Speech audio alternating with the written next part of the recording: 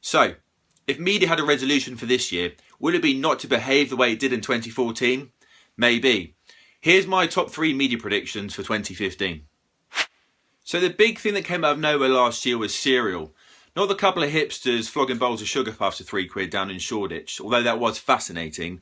More of the US episodic podcast, which swept the nation with kind of feverish delight last year. And this is all the more surprising because it wasn't a big Netflix production. It wasn't the latest thing to come out on Sky Atlantic or a new piece of programming by the BBC, but the humble podcast, which features this sort of new immersive type of storytelling. So the podcast is one of my top media trends for this year, and I spoke to this industry expert to find out why.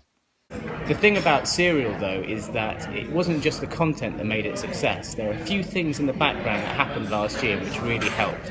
One is that Apple bundles the iPod app with iOS 8, and that's the first time they've done that. So as soon as people heard about Serial, they found that they had the app already on their phone and they could download and subscribe straight away. It might have been the first thing they've ever listened to as a podcast. And that means that the word podcast as well has suddenly got a better meaning in the industry. It's got a new shorthand. People know podcasting now from Serial, and that gives the whole industry a bit of a boost into the mainstream.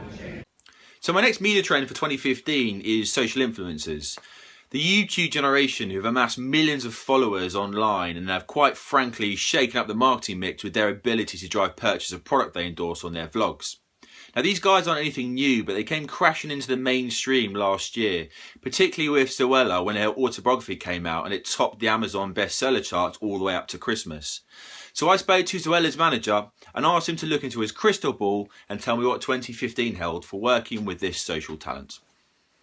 So my 2 predictions for how social talent will develop in the media this year is that 1, they will start to migrate onto other platforms than just online video, and 2 is that the resources made available to them will grow, and it'll be very interesting to see what they do when they start creating content and IP, but for multi-platforms rather than just online video. So my final media trend for 2015 has to involve data and privacy. Now again, these aren't new terms, but 2014 to me certainly felt like the year of the hack. Snapchat got hacked, Celebrity Pictures got hacked, Sony Pictures got hacked, and then PlayStation and Xbox right at Christmas. Hacking was everywhere. So I spoke to one industry expert to clarify the situation for me.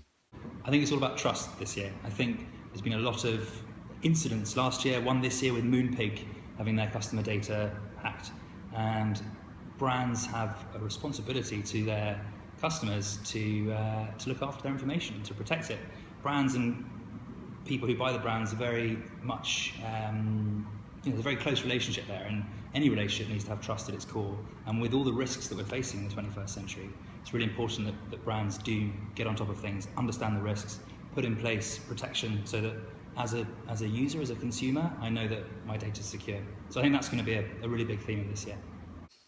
So whether 2014 turned out to be an annus horribilis for brands or one of fine vintage, one thing is for certain: progress was made. The contrasting nature of these media trends we've picked out, be it developing our social nous, protecting ours and others' data online, or not ignoring a technology which, quite frankly, has been under our noses for ages, proves that 2015 will probably continue to surprise and delight us in equal measure.